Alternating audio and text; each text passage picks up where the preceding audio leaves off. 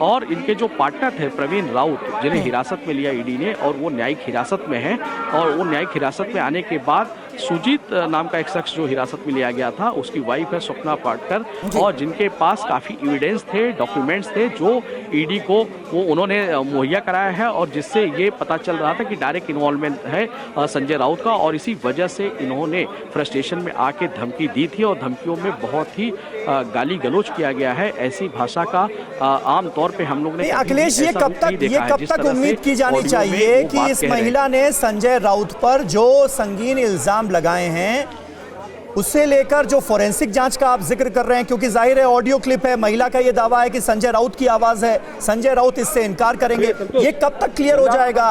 Audio clip की जांच report जो है वो कब तक सामने आ जाएगी? और दूसरा बड़ा सवाल ये कि इस मामले में एफआईआर क्यों नहीं हो रही अभी तक? जब महिला ने आरोप लगा दिया तो भी खबर ये मिल रही है कि एनसी की गई है, लेकिन अभी तक एफआईआर तो रजिस्टर हुई नहीं है।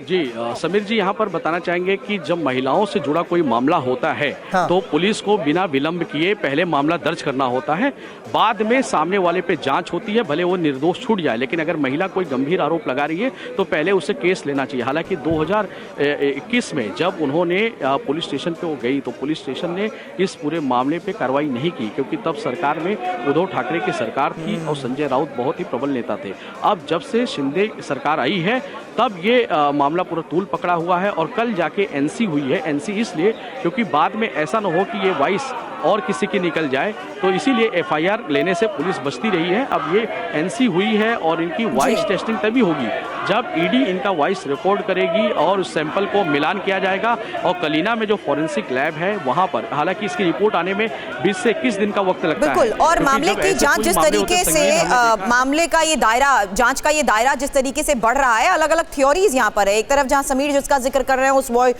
उस ऑडियो मैसेज का, जिसके आधार पर मामले की जांच की जा रही है, क्योंकि उस ऑडियो में आवाज और धमकाने की बात सीधे आरोप संजय राउत पर लगाए जा रहे हैं। वहीं दूसरी तरफ मैं आपको बता रही हूं किस तरीके से इस प्रॉपर्टी के लेन देन को लेकर भी अब संजय राउत से सवाल जवाब किए जा रहे हैं, क्योंकि तमाम ट्रांजैक्शंस को लेकर न सिर्फ संजय राउत बल्कि उनकी पत्नी के ऊपर भी कई गंभीर आरोप लगे हैं। इस बारे में और चर्चा करें उससे पहले अखिलेश चाहूंगी, अगर घर के बाहर समर्थक अभी भी डटे हुए हैं, लगातार नारेबाजी हो रही है, तो क्या उनसे बातचीत संभव है?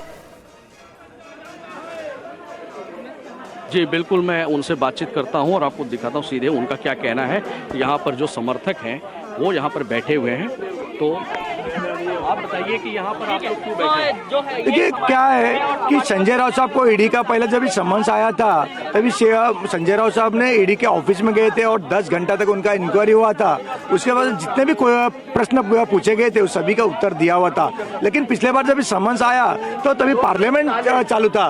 पार्लियामेंट चालू होने की वजह से उन्होंने समय मांगा कि पार्लियामेंट के बाद हम आते हैं। लेकिन बीजेपी सरकार को यह दिखाना है, अगर आप हमारा खिलाफत में बात करेंगे तो हम आपके घर में घुस सकते, ये एक संदेश देना चाहते हैं। और ईडी के जो रूल्स है उसके अनुसार कि आपको बिना पूछे 3 साल तक बिना जामीन का आपको अरेस्ट करके रख सकते। बस 2024 का इलेक्शन को मद्देनजर रखते हुए देश में जितने भी लोग हैं ये इनके खिलाफ में बात करते हैं, ये सभी को उनको बंद करना है, ये उनका एक एजेंडा है, ये उनका टारगेट है। उसके वजह से उन्होंने संजय राउत साहब का घर तक आके ये लोगों के अंदर दिखाना चाहते कि देखिए अगर आप हमारे खिलाफ में बात करेंगे तो हम आपके घर से आके आपको लेके जाएंगे। आप कार्यकर्ता हैं, आप क्या जानते हैं कि मतलब जो पत्रा वाला चाल है उसमें कोई गड़बड़ी नहीं?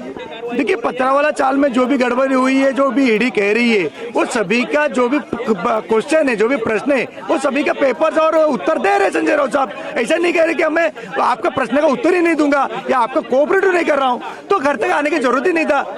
और पार्लियामेंट चालू होने की वजह से उनका वो राइट्स बनता है कि जब पार्लियामेंट चालू है तो कह सकते थे कि मुझे दूसरा समय दिया जाए, मैं आऊंगा।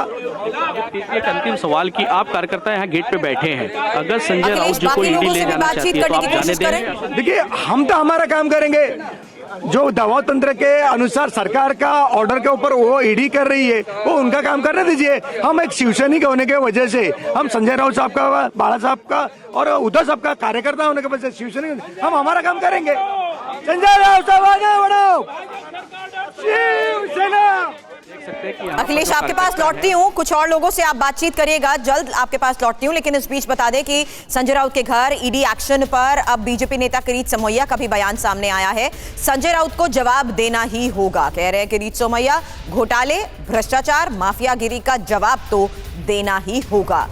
तो संजय राउत पर एक तरफ जहां ईडी का ये एक्शन जारी है, वहीं बीजेपी नेता किरीट सोमैया का ये बयान सामने आ रहा है। क्या कहा किरीट सोमैया ने, सुनिए। संजय राउत को आखिर हिसाब देना पड़ेगा। 1200 करोड़ का पत्राचार घोटाला हो, वसई नायगांव में जो यूनिटेक पीएससीएल बिल्डर का घोटाला हो, माफियागिरी हो, लोगों को धमकियां देना, जेल में डालना, जिस प्रकार से एनडीए सरकार ने महाराष्ट्र में भ्रष्टाचार का आतंक फैलाया था, अब संजय राउत को अपने भ्रष्टाचार का, माफियागिरी का, दादागिरी का हिसाब देना पड़ेगा।